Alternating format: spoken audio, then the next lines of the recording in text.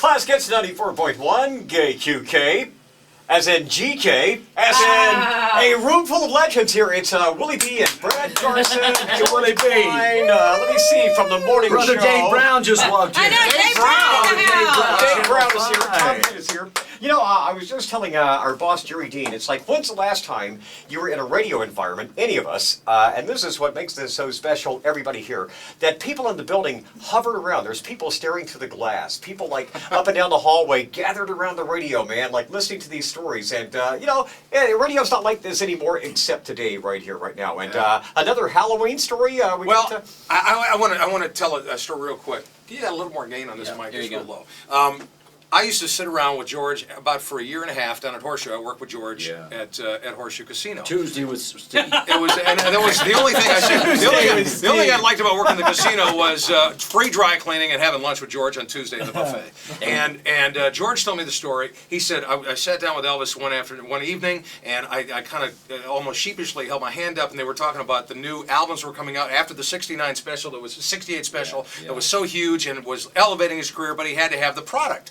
And so he sheepishly put his hand and said, "Hey, I've got an idea. We ought to record your stuff here in Memphis." A guy named Chip Smolman, that song we just heard, Kentucky Rain, was a part of those recording sessions. And it was George who spoke up and said, instead of doing all the old, cheesy stuff they had done, like the movie stuff, George said, work with this guy. He's got some great songs, like a thing called Suspicious Mind, written by Mark James, and Kentucky Rain, In the Ghetto, and all these other tunes. Wow. And it was essentially... Thank you for speaking out. Yeah. Had he not said that, and had it been the Colonel Tom Parker usual thing of crank out the hits, we'd get half the publishing, those songs might never have been recorded by Elvis Presley. Wow. That's true, Steve. And I think that opens the book up. Those are his most enduring songs. Exactly. They're the best. And a lot of that is due to the guy sitting in my lap. George Klein, everybody! George Klein! All right, now the Halloween story. The Halloween story. Okay. We don't have much time, so I'll brief it down. I know the PD, Jerry Dean over there, is looking at me. We got plenty of time for you. The clock just stopped ticking.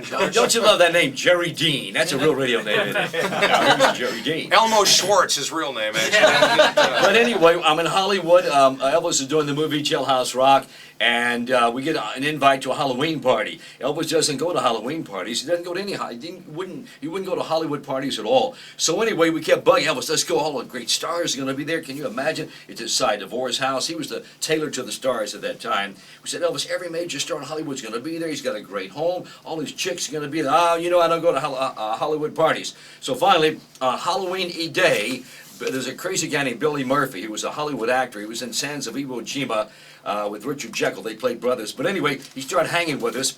And he came up to the hotel, and he was good with his hands. He'd made a gorgeous cat mask out of gold. He fashioned it. I don't know how he made it, but he made it. And Elvis put this mask on. You can see it in a lot of books. There's pictures. They took pictures. And he put on this mask, and he said, "Hey, I like this. Let's go to that Halloween party." Man, we were ready. So it's a spur of the moment. So we jump in his car, and we're going. I said, "Elvis, what? We got a problem." He said, "What's the problem?" I said, "Elvis, it's costume. We're the only guy got a costume. We don't have any." He said, "What do you think?" I said, "Elvis, there's a Pantaz drugstore up here." I said, "Stop there, and I'll run in. They got to have some costumes left." I ran. All they had left was little Lone Ranger masks. You can imagine. So I got 5 or 6 Lone Ranger masks. And Elvis had on this beautiful cat mask, and he got a red shirt with a collar. Red sweater. He looked really great in it. And so we get to the party, and we walk up, and Elvis hands the security guard, the invitation. He looks up and he says, "You're not Elvis Presley." I said, "Man, this is Elvis. We want to go to the party." He said, Halloween, he thought someone's coming as Elvis. See? So anyway, about that time, as luck would have it, Cy DeVore walked by. "Elvis, how are you, Mr. Presley? Elvis, come on in." And the guy grabbed me, and he said, "Sir, do me a favor." The security guard, I said, "What?" He said, "Please apologize." He said, "I didn't know that was really Elvis. I thought it was somebody else." So I said, "Don't worry about it. He loves that." So we're going to the party, and every major star. Joan Collins, this is in my book. Joan Collins was she was the red hot chick in Hollywood at that time. Babe, yeah. She still looks pretty good. She was in town recently, a couple of years ago. Anyway, Joan Collins has 4 aces on in very strategic places. and all of it, there was Debbie Reynolds, and she was flirting with me, and she was with Eddie Fisher, and over here's another star, and there's Burt Reynolds, and there's Charlton Heston, and they're all the stars are there. So I go in this side room, and I look over by the fireplace, and there sits Nat King Cole. Oh my I said, gosh. oh my God, that's what I said. Because we all love Nat King Cole's voice, Mr. Smooth. And I said, man, what are you going to do, GK? I'm talking to myself. I got to say hello to Nat King Cole. And Elvis is in another room. Everybody's around him. So I walk over and I say, Mr. Cole, I'd like to say hello to you. He said, yes. He's about 6'4", and he stood up.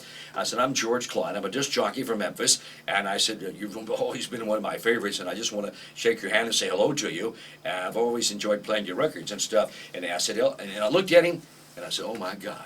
He was dressed as Elvis. He had a little black leather jacket, he had sideburns pasted on, and he had a guitar around his neck, a small guitar. And I said, Mr. Cole, this is ironic. He said, what's that? You know, how he talked. He said, I said, well, you're dressed as Elvis, and I'm with Elvis. He said, you're with Elvis? I said, yes, sir. He said, I really would like to meet Elvis. I said, well, don't move, Mr. Nat King Cole, don't move. Mr. Nat King Cole. So I went in the next room, and I said, Elvis. He said, what else? He said, what? I said, Nat King Cole's in the next room. He wants to meet you. He said, well, I'll be over there in a minute. I said, no, Elvis, you don't understand. He said, understand what? I said, Elvis, he came dressed as you. He said, what do you mean? I said, Elvis, he's got on a black leather jacket, the collar turned up, sideburns pasted on the side, and the guitar around his neck. He said, let's go. Ladies and gentlemen, that is George Klein. George Klein. Right in there, and I introduced him, and this is the great part about it. wow. Guy Mitchell walked up. You guys won't remember, but there was Guy Mitchell, Elvis Presley, Nat King Cole, and Eddie Fisher took a picture together. The famous four. You still got it? I got it somewhere. In your yeah. book? I think it may be in my the book. book. Yeah. There In you the go. book. Gotta get that book. I know. That's I my Halloween know. story.